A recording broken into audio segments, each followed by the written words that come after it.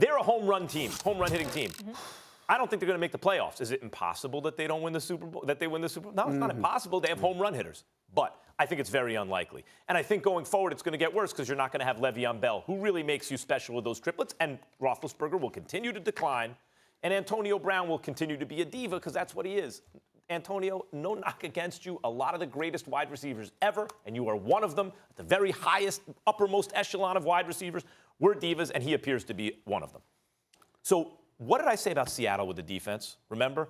And Stephen A., you argued against me. No, don't blow it up. This defense got them to where they were. You trade them a year too early instead of a year too late. Just imagine this. Only reason I'd say you don't trade Roethlisberger is I don't think you're going to get value for him.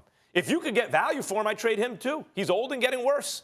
But Antonio Brown and LeVeon Bell, right now you could have a draft coming up this upcoming season where you have multiple picks in the first, maybe 3 picks at least in the second round, and not even have to give up any third-round picks. You could rebuild your whole team in 1 year if you blow it up now. Or you cannot make the playoffs this year. You cannot win the Super Bowl next year. You can wait until none of these players have value. You're going to lose LeVeon Bell for nothing, just for the cash.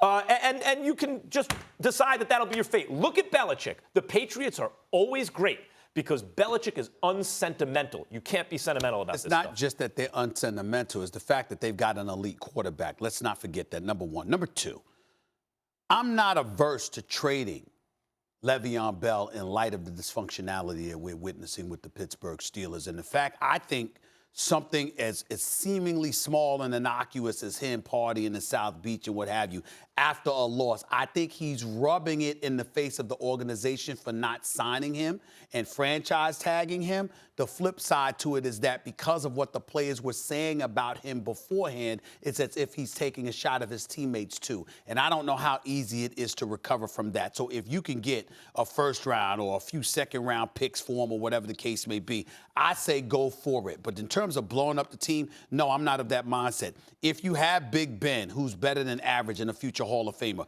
and Antonio Brown, who I consider to be the elite receiver in the game of football today, Juju Smith-Schuster is a baller and a stud. I love what I'm seeing from Jesse James at the tight end spot, okay? He's no Heath, his predecessor, but the bottom line is he can really ball. The offensive line, when they're not running their mouth and having us paying attention to that, and they're just going out there and playing, they're one of the elite units in the game of football. I'm not blowing that up. I'm going to keep that together because I have an opportunity for at least the next couple of years because Antonio Brown locked in until 2021. They have a team-friendly deal, by the way. They have an opportunity to be in the picture of Super Bowl contention for at least the next couple of years. I'm not blowing that up. I'm not blowing that up. With Big Ben? Excuse me. Well, Big Ben is better than average. He's just not what he used to be. Let me phrase it like this. You know, like Antonio Brown should be untouchable. He's one of the greatest who ever did it in his prime on a team-friendly deal. He's only guaranteed $19 million over the course of the deal. He ain't going nowhere. I'm listening. I'm listening on Antonio Brown. I'm shopping LeVeon Bell because he's going to be a free agent anyway. I'm listening on Roethlisberger if someone came in with a real deal with value. The only guy I would say I'm not listening on is actually the guy who's getting blamed right now, Mike Tomlin. I want to keep Mike Tomlin as my coach. I want a haul of draft picks, and I want to start over now while these guys have trade value, I will say not later when they don't. This is the one point, and I'm not saying anything as Mike Tomlin revealed to y'all when he came on and was interviewed by us. You know, I've been on Mike Tomlin for years about that defense. I mean, he ain't the GM. I understand he's not the GM. He's not the GM. That's Colbert, and I get that.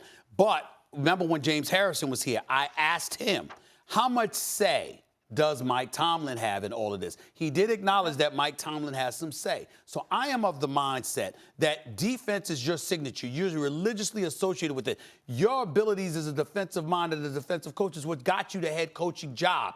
You cannot have this Steeler defense year after year after year be suspect, particularly when you have an offense that is that high-powered. Remember what he said when he got the job? He sat at that press conference. He said, Steelers football. Run the ball, stop the run. That's not that kind of team. Steelers at Bucks Monday Night Football. I know you're nervous. We got to keep it rolling.